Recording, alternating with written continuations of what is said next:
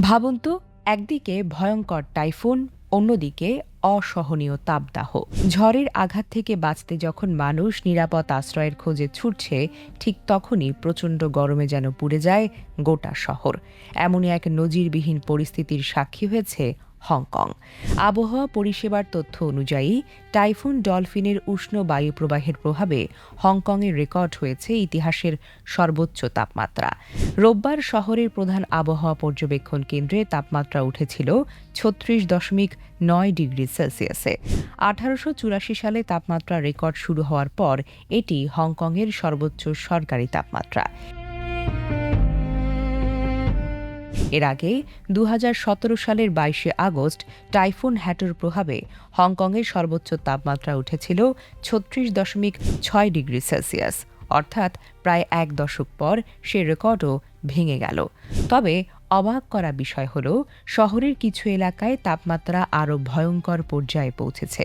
হংকংয়ের উত্তরের শেওউই এলাকায় একটি আবহাওয়া কেন্দ্রে তাপমাত্রা রেকর্ড করা হয়েছে ৩৯.৮ ডিগ্রি সেলসিয়াস। স্বয়ংক্রিয় আবহাওয়া কেন্দ্র চালুর পর এটিকেই হংকংয়ে নথিভুক্ত সর্বোচ্চ তাপমাত্রা হিসেবে বিবেচনা করা হচ্ছে। অন্যদিকে টাইফুন ডলফিন তখন হংকং থেকে প্রায় ১,০০০ কিলোমিটার উত্তর পূর্বে চীনের জেজিয়াং উপকূলের দিকে এগিয়ে যাচ্ছিল। রোববার বিকেল ৫:৩০টার দিকে জেজিয়াংয়ের ইউহুয়ানের কাছে স্থলভাগে আঘাত হানে ডলফিন। তখন ঝড়টির কেন্দ্রে বাতাসের সর্বোচ্চ গতিবেগ প্রায় ঘণ্টায় ১৫১ কিলোমিটার। ঝড়ের পাশাপাশি ভয়াবহ গরমের কারণে হংকং অবজারভেটরি অত্যন্ত গরম আবহাওয়া সতর্কতা জারি করেছে।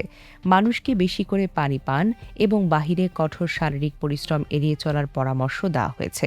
বিশ্লেষকদের মতে, জলবায়ু পরিবর্তনের কারণে বিশ্বের বিভিন্ন প্রান্তে এখন চরম তাপপ্রবাহ দিন দিন আরও ঘন ঘন এবং তীব্র হয়ে উঠছে।